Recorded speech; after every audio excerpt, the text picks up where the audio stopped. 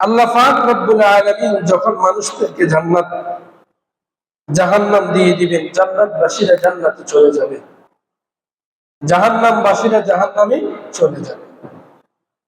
যাওয়ার পরে আল্লাহ পাক রব্বুল আলামিন জান্নাত এবং জাহান্নামবাসীদের মধ্যে কথোপকথনের ব্যবস্থা করে দিবেন।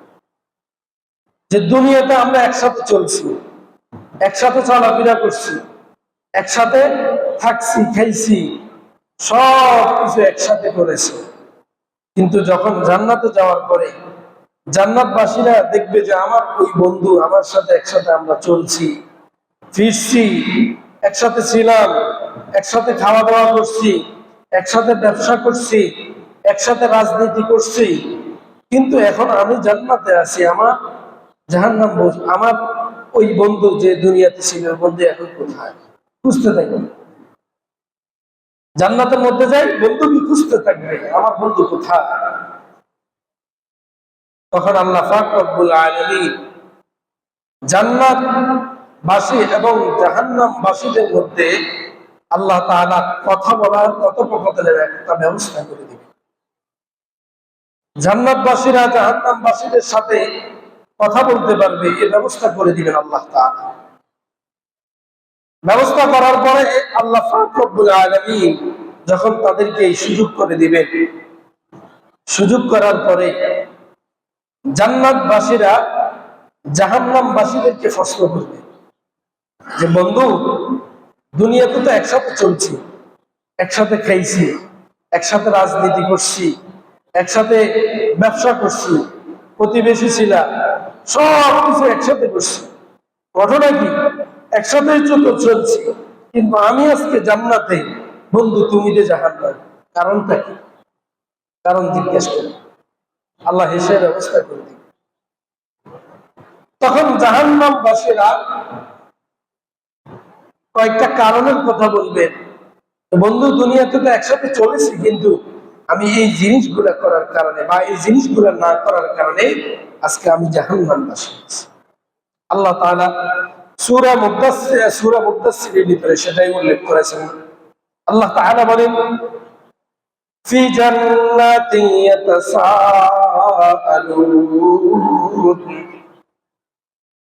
আনিল মুজরিমিনা মা সালাকাকুম ফি সাকার ক্বালু লাম নাকু মিনাল মুসাল্লিন। আল্লাহ তাআলা যখন জান্নাতবাসীদেরকে জান্নাতে দিয়ে দিবেন, জাহান্নামবাসীরা যখন জাহান্নামে চলে যাবেন, তখন আল্লাহ তাআলা দোনো গ্রুপের সাথে কথা বলার ব্যবস্থা করে দিবেন।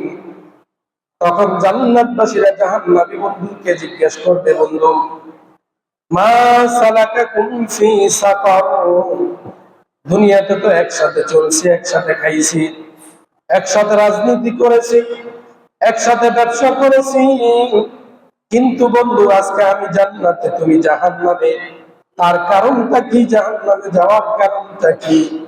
তখন জাহান্নামবাসী বন্ধু বলবে, বন্ধু ক্বালু লাম নাকু মিনাল মুসাল্লিন, আমরা দুনিয়ার মধ্যে মুসল্লি ছিলাম না। বন্ধু দুনিয়াতে তো একসাথে ব্যবসা করছি, যখন মুয়াজ্জিন আল্লাহু আকবার আল্লাহু আকবার বলে আহ্বান করতো, বন্ধু তুমি তো তোমার ব্যবসার দোকানপাট বন্ধ করে মসজিদের দিকে চলে যাইতা। বন্ধু আমি তো 2-3 টাকা, 100 টাকা, 1000 টাকা, 10,000 টাকা ইনকামের হিসাব করে আমি মসজিদে যাই নাই, নামাজ পড়ি নাই, নামাজ না পড়ার কারণে বন্ধু আজকে আমি জাহান্নামে চলে আসছি। তাহলে জাহান্নামে যাওয়ার 1 নম্বর কারণ বলবে সে কি ছিল না? মুসল্লি ছিল না, নামাজি ছিল না। নামাজের অনেক গুরুত্ব।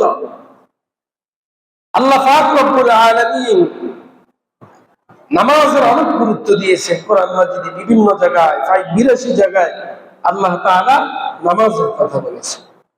আল্লাহ রাসূল সাল্লাল্লাহু আলাইহি ওয়াসাল্লাম বলেন, বুনিয়াল ইসলামু আলা খামস, শাহাদাতি আল্লা ইলাহা ইল্লাল্লাহ ওয়া আন্না মুহাম্মাদান আবদুহু ওয়া রাসূলুহু। যে ইসলামের ভিত্তি বুনিয়াদ 5টা জিনিস। 1 নম্বর হলো একথা সাক্ষী দেওয়া যে আল্লাহ তাআলা ব্যতীত কোনো মাবুদ নেই, ইলাহ নেই। তারপরে সাক্ষী দেওয়া যে মুহাম্মদ সাল্লাল্লাহু আলাইহি ওয়াসাল্লাম আল্লাহ তাআলার বান্দা এবং রাসূল।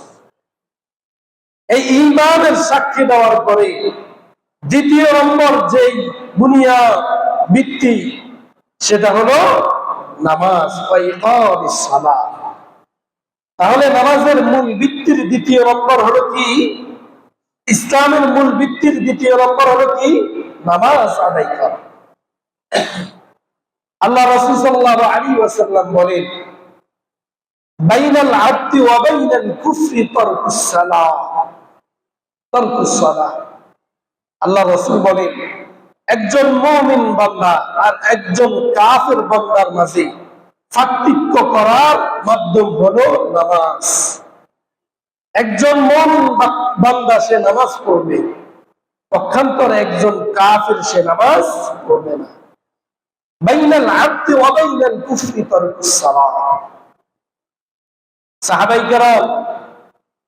সাহাবায়ে কেরাম শুধুমাত্র নামাজ তরক করাকেই কুফরি মনে করতেন, আর কোন ইবাদত তরক করাকে কুফরি মনে করতেন না। যাকাত আদায় না করাকে তারা কুফরি মনে করতেন না। হজ না দেওয়াকে, হজ না আদায় করাকে, হজ না করাকে তারা কুফরি মনে করতেন না। তারা কুফরি মনে করতেন একমাত্র নামাজ তরক করাকে। যদি কেউ নামাজ তরক করে তখন সাহাবায়ে কেরাম মনে করতেন সে কাফির হয়ে গেছে। আল্লাহ! আর আজ আমরা নামাজের প্রতি আমাদের অবহেলা, যত অবহেলা সব পীর প্রতি নামাজের প্রতি। আল্লাহ রাসূল সাল্লাল্লাহু আলাইহি ওয়াসাল্লাম বলেন, as-salatu imaduddin, man aqama as-salata faqad aqama ad-din, wa man taraka as-salata faqad hadama ad-din। আল্লাহ রাসূল সাল্লাল্লাহু আলাইহি ওয়াসাল্লাম বলেন, নামাজ হলো দ্বীনের খুঁটি। as-salatu imaduddin, দ্বীনের স্তম্ভ হলো নামাজ। মান আকামা as-সালাহ ফাকাদ আকামা ad-din, যে নামাজ কায়েম করে সে শুধু নামাজ কায়েম করলো না, বরং সে দ্বীন কায়েম করলো, দ্বীন প্রতিষ্ঠা করলো। তাহলে আল্লাহ রাসূল সাল্লাল্লাহু আলাইহি ওয়াসাল্লামের এই হাদিস দ্বারা বোঝা গেল যে আপনি যদি নামাজ পড়েন শুধু আপনি নিজের লাভ, নিজের জন্য লাভ করছেন বিষয়টা এমন নয়, বরং নামাজ আদায় করা মানে দ্বীনকে প্রতিষ্ঠা করা। সুবহানাল্লাহ। পক্ষান্তরে মান তারাকা সালাহ ফাকাদ হাদামা ad-din, যে ব্যক্তি নামাজ তরক করেছে, যে ব্যক্তি নামাজ তরক করলো ফাকাদ হাদামা ad-din, সে শুধু নামাজ তরক করে নিজের ক্ষতি করে নাই, বরং সেই দ্বীনকে ধ্বংস করে দিল। নাউযুবিল্লাহ। আল্লাহ রাসূল সাল্লাল্লাহু আলাইহি ওয়াসাল্লাম সেটাই বলেছেন। আল্লাহ রাসূল সাল্লাল্লাহু আলাইহি ওয়াসাল্লাম বলেন, ওমান তারাকাস সালাতা ফাকাদ হাদামা ad-din, যে ব্যক্তি নামাজ তরক করলো, নামাজ পড়লো না, সে শুধু নিজের ক্ষতি করে নাই, বরং সে দ্বীনকে কি করলো? ধ্বংস করে দিল, দ্বীনের ক্ষতি করলো। তাহলে নামাজ না পড়া হলো দ্বীনের ক্ষতি করা। নামাজ পড়তে হবে। এজন্য সাহাবায়ে কেরাম একমাত্র নামাজ তরক করাকে বলতেন, নামাজ তরক করলে মনে করতেন সে কাফের হয়ে গেছে। কোন ইবাদত তরক করলে কুফরি মনে করতেন না। কেউ যদি যাকাত না দেয় এটাকে কুফরি মনে করতেন না। কেউ যদি হজ না করে এটাকে কুফরি মনে করতেন না। একমাত্র নামাজ তরক করাকে কি মনে করতেন? কুফরি মনে করতেন। হাসান বসরি রাহমাতুল্লাহি আলাইহি বলেন যে মুসলিম সমাজে নামাজ নিয়ে কথা বলতে হবে, এটা তো আমার বুঝে আসে না। মুসলিম সমাজে একজন মুসলমানকে কিভাবে নামাজ নিয়ে আলোচনা করতে হয়, কারণ একজন মুসলমান আর একজন কাফেরের মাঝে পার্থক্যটাই হলো কি নামাজ। একজন মুসলমান মুমিন বান্দা নামাজ পড়বে, পক্ষান্তরে একজন কাফের কি পড়বে না, নামাজ পড়বে না। হাসান বসরি রাহমাতুল্লাহি আলাইহি বলেন, যদি কোন মুসলিম সমাজের মধ্যে যদি নামাজ নিয়ে আলোচনা করতে হয়, বলতে হয়, তাহলে বুঝতে হবে কিয়ামত আর বেশি দিন বাকি নেই। তাহলে আজকে আমাদের সমাজে ইবাদত নিয়ে যত গাফলতি হয়, তার মধ্যে এক নম্বর হলো কি নামাজ। আমরা নামাজ পড়তে চাই না, নামাজে আসতে চাই না, পাঁচ ওয়াক্ত নামাজ ঠিক মতো পড়তে চাই না। নামাজের সময় আসলে আমাদের অলসতা শুরু হয়ে যায়। অথচ রাসূল সাল্লাল্লাহু আলাইহি ওয়াসাল্লামের নামাজ সম্পর্কে, নামাজ নিয়ে রাসূল সাল্লাল্লাহু আলাইহি ওয়াসাল্লাম কত সিরিয়াস ছিলেন। রাসূল সাল্লাল্লাহু আলাইহি ওয়াসাল্লাম নামাজের ব্যাপারে রাসূল সাল্লাল্লাহু আলাইহি ওয়াসাল্লামের মন মানসিকতা কেমন ছিল একটু উদাহরণ দিয়ে বুঝবেন।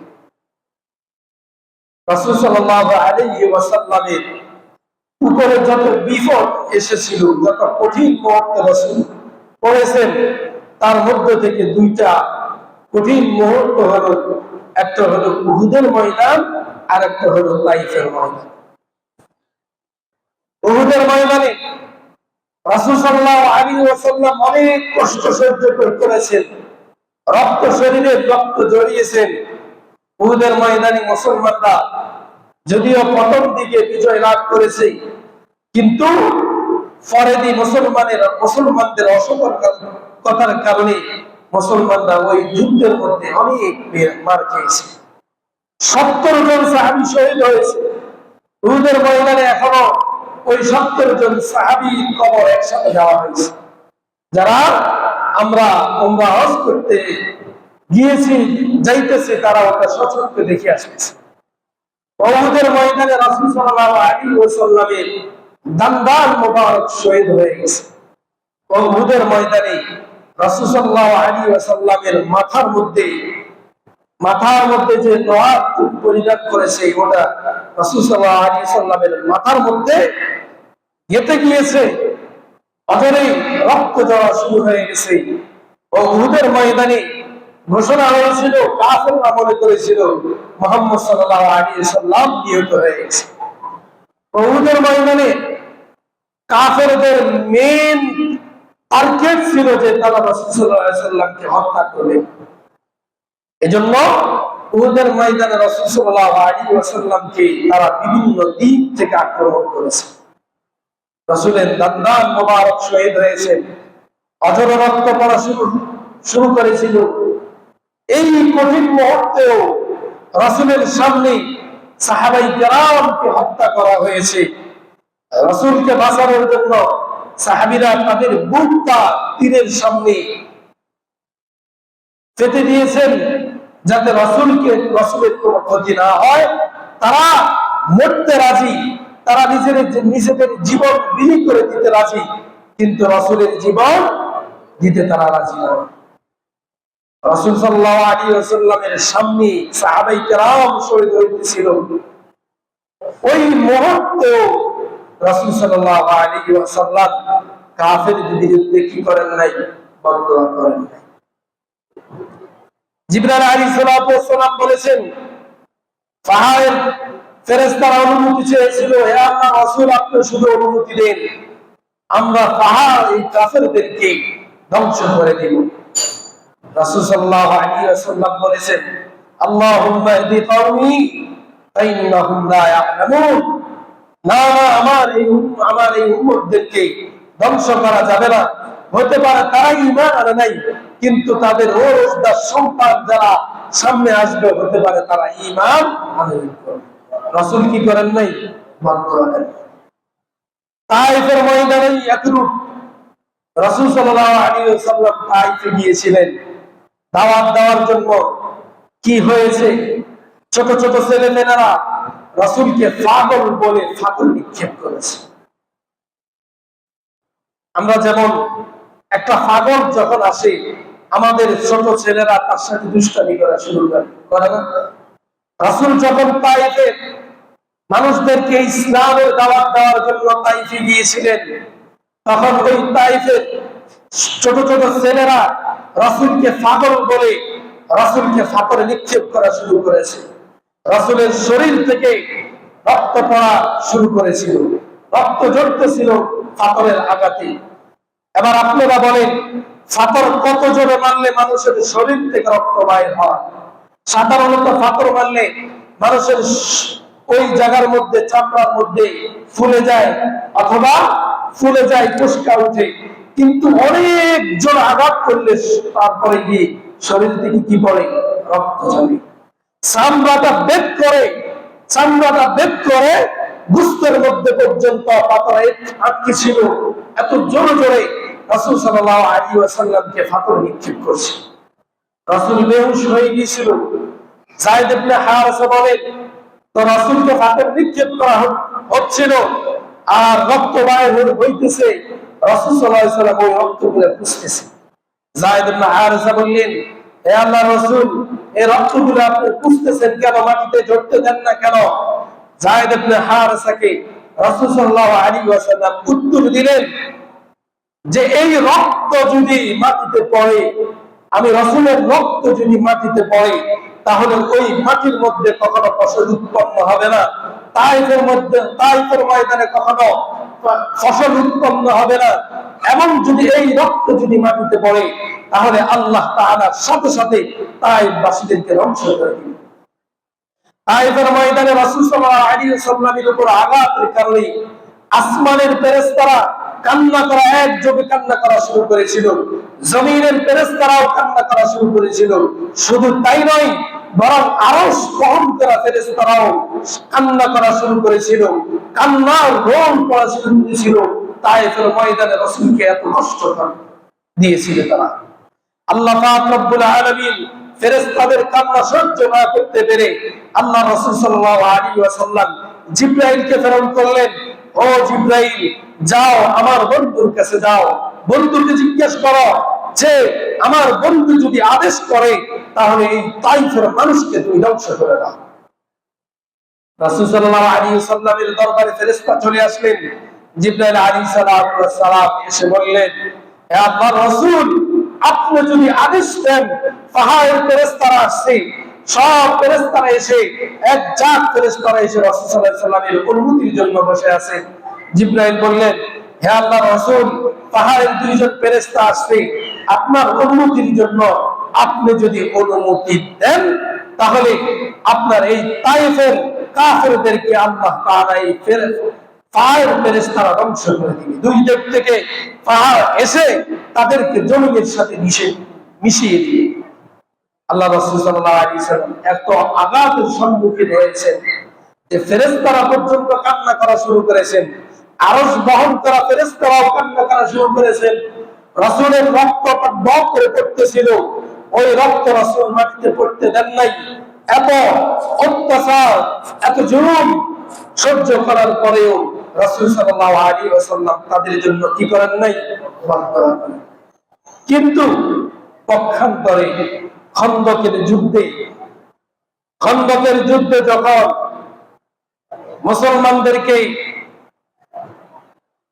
মুসলমান এবং কাফেরদের সাথে যখন যুদ্ধ হচ্ছিল, তখন এই যুদ্ধের কারণে রাসূল সাল্লাল্লাহু আলাইহি ওয়াসাল্লাম এবং সাহাবায়ে কেরামের আসরের নামাজ কাজা হয়েছিল। আসরের এক ওয়াক্ত নামাজ কাজা হয়েছিল। রাসূল সাল্লাল্লাহু আলাইহি ওয়াসাল্লাম এই এক ওয়াক্ত নামাজ কাজা হওয়ার কারণে রাসূল এই এক ওয়াক্ত নামাজ কাজা হোক এটা সহ্য করতে পারেন না। রাসূল বদদুয়া করা শুরু করেছে। রাসূল দুইটা হাত এভাবে উত্তোলন করে বদদুয়া করেছেন।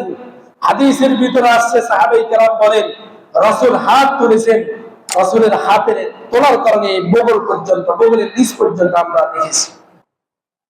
রাসূল এই দুইটা হাত তুলে বলেছেন, হে আল্লাহ, আজ আমি যাদের কারণে আসরের নামাজ আমার এক ওয়াক্ত নামাজ কাজা হয়েছে, আপনি তাদের অন্তরের মধ্যে জাহান্নামের আগুন দিয়ে ভরপুর করে দেন।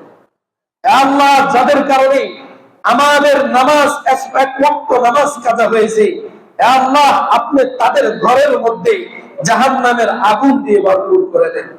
হে আল্লাহ যাদের কারণে আমাদের এক ওয়াক্ত নামাজ কাজা হয়েছে তাদের কবরগুলো আপনি জাহান্নামের আগুন দিয়ে ভরপুর করে দিয়ে।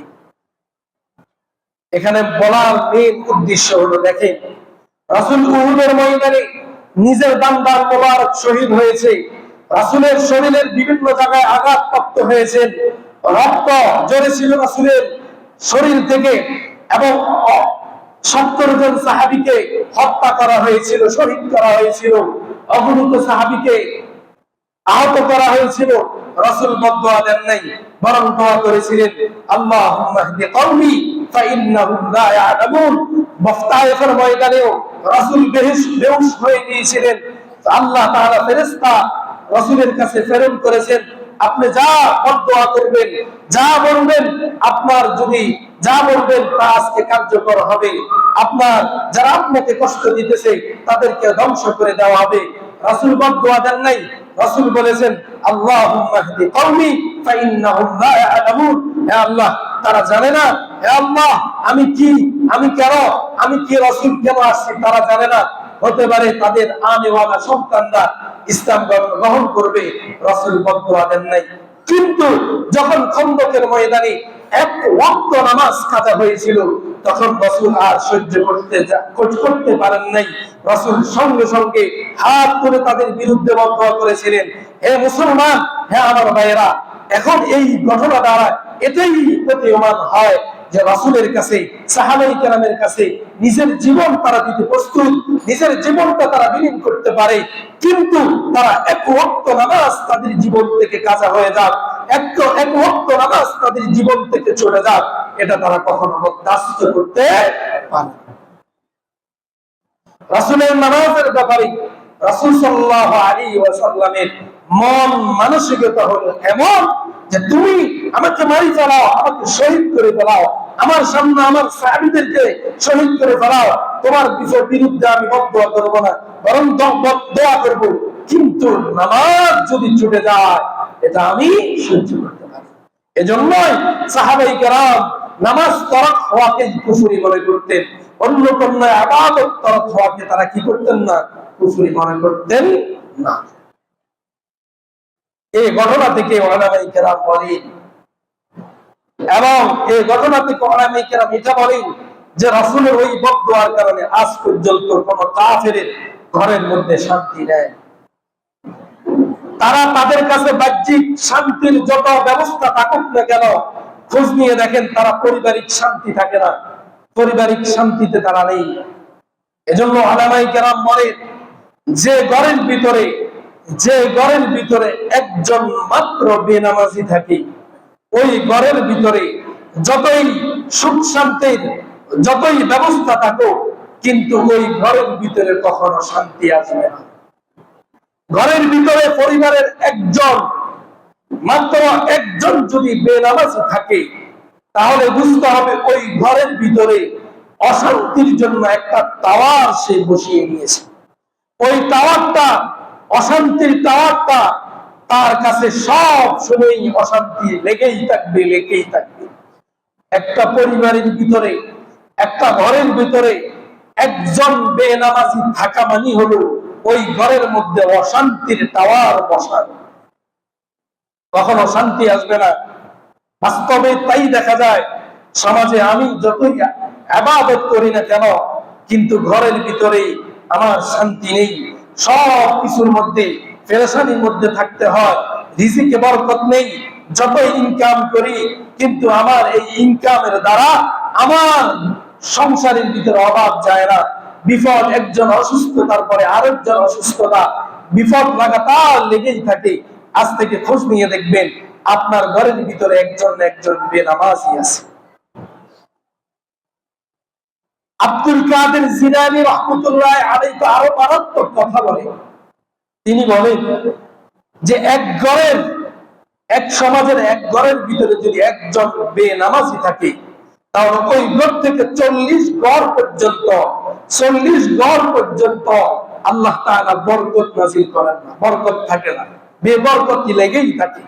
এক ঘরের ভিতরে আব্দুল কাদের জিলানী রাহমাতুল্লাহি আলাইহি বলেন, এক ঘরের মধ্যে যদি বেনামাজি একজন থাকে, ওই ঘর থেকে 40 ঘর পর্যন্ত, সামনের দিকে 40 ঘর, সাইডে 40 ঘর, ডান দিকে 40 ঘর, বাম দিকে 40 ঘর, পিছনে 40 ঘর পর্যন্ত বেপরগতি লেগেই থাকে, বরকত আসে না একজন যদি বেনামাজ থাকে।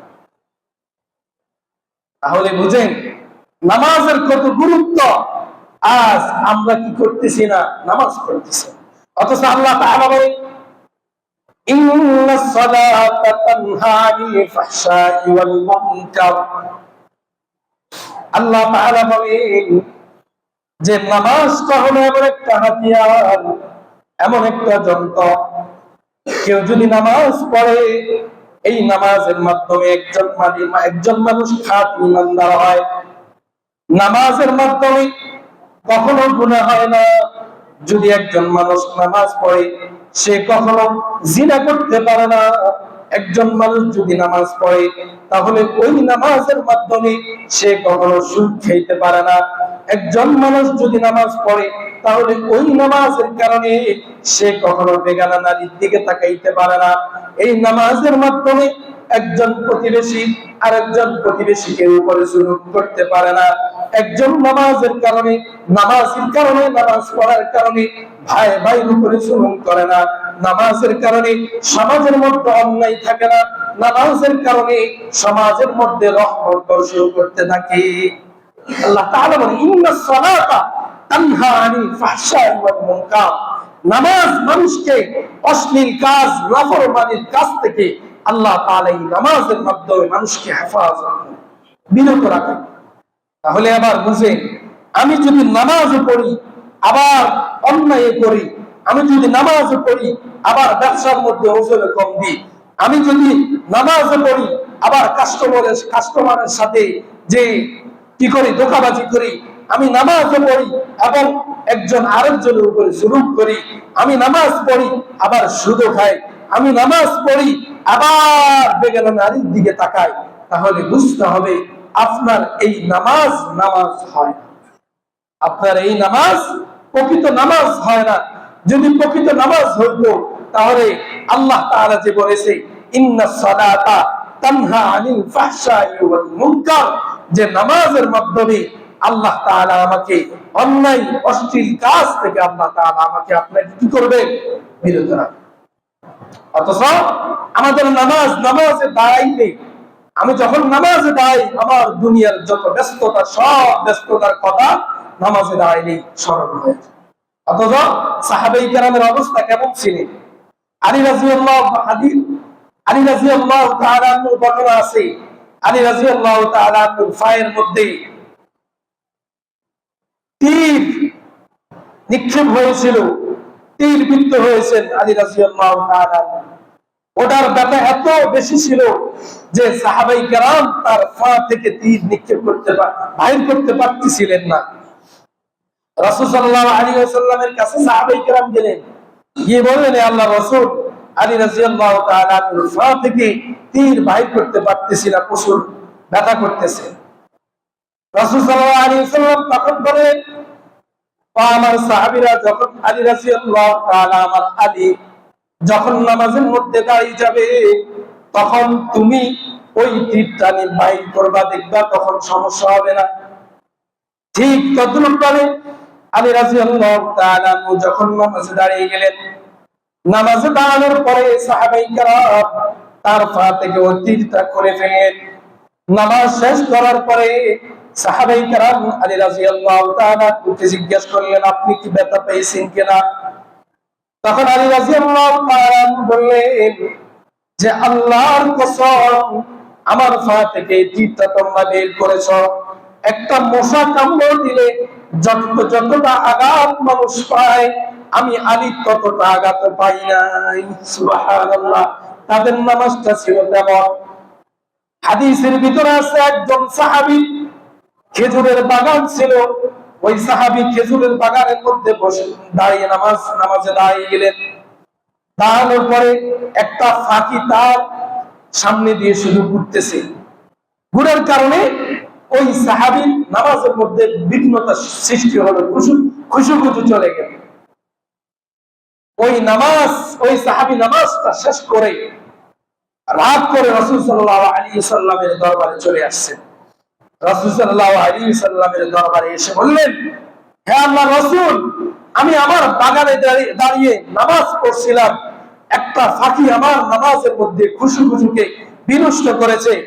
যে বাগানের মধ্যে নামাজ পড়ার কারণে আমার নামাজের মধ্যে খুশুখুশু বিনষ্ট হয়েছে, আমি ওই বাগান আর রাখতে চাই না, আমি এই বাগানটা সৎকার করে দিলাম। সুবহানাল্লাহ। সাহাবায়ে কেরাম এমন ছিলেন, যেই কারণে তাদের নামাজের মধ্যে ক্ষতি হবে ওই জিনিসটা তারা দূর করে দিতেন। ব্যবসার কারণে যদি তাদের নামাজের ক্ষতি হতো, তারা ব্যবসা ছেড়ে দিতেন। কিন্তু আমরা আজকাল কি করি? আমার নামাজ চলে যাইতেছে কিসের কারণে? ব্যবসার কারণে। আমার নামাজ তরক হচ্ছে ফ্যামিলির কারণে। আমার নামাজ তরক হচ্ছে দুনিয়া বিভিন্ন জামিলার কারণে। অথচ সাহাবায়ে কেরাম ছিলেন তার বিপরীত। সাহাবায়ে কেরাম নামাজকে সর্বপ্রথম প্রাধান্য দিতেন। দুনিয়ার মধ্যে যাই হয়ে যাক, দুনিয়া তার সম্পদ বিনষ্ট হয়ে যাক, তার আত্মীয় স্বজন চলে যাক, কিন্তু সাহাবায়ে কেরাম কখনো চান নাই তার ওই জিনিসের কারণে তার নামাজটা বিনষ্ট হয়।